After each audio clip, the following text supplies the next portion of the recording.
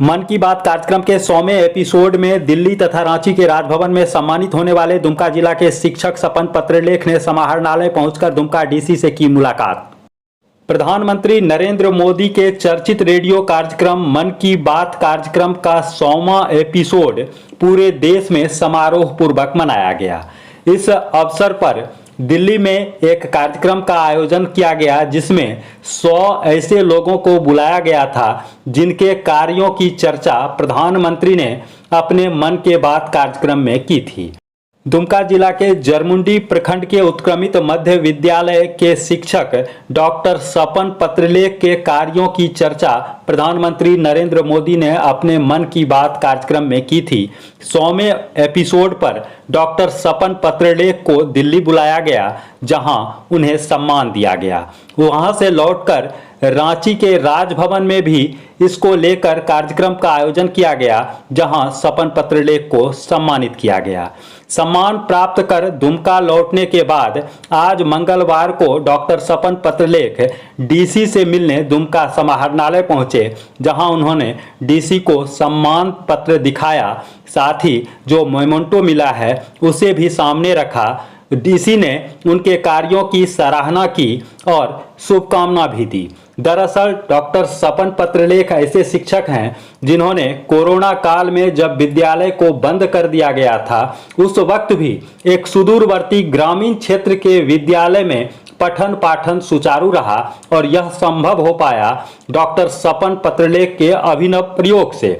उन्होंने गांव के मिट्टी की दीवारों को ही सामाजिक दूरी का पालन करते हुए ब्लैक बोर्ड बनवा डाला। प्रत्येक छात्र के लिए एक एक ब्लैक बोर्ड का निर्माण किया गया जहां छात्र अपनी पढ़ाई को जारी रखे थे।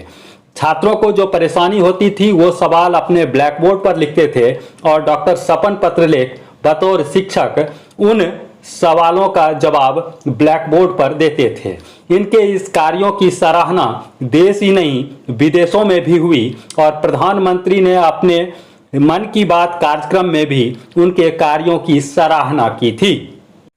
मन की बात का 100वां एपिसोड के मौके पर जो कार्यक्रम नई दिल्ली में विज्ञान भवन में हुआ, एक सप्ताह तक वहाँ कार्यक्रम हुआ जिसमें विशेष तौर पर देश के 100 लोगों को बुलाया गया था जिनकी चर्चा मन की बात के एपिसोड में माननीय हमारे प्रधानमंत्री जी ने की थी, जिसमें कि झारखंड से हम 2 लोग गए थे, जिसमें कि मुझे भी इसमें जाने का मौका मिला। और जब दिल्ली में कार्यक्रम हुआ तो 100वां एपिसोड का जो स्क्रीनिंग 30 तारीख को हुआ है वो हम लोग की राजधानी रांची के राजभवन में वो हुआ। उसमें भी राजभवन में पहली बार मुझे जाने का मौका मिला। महामहिम राज्यपाल के साथ में मन की बात कार्यक्रम में शामिल हुए।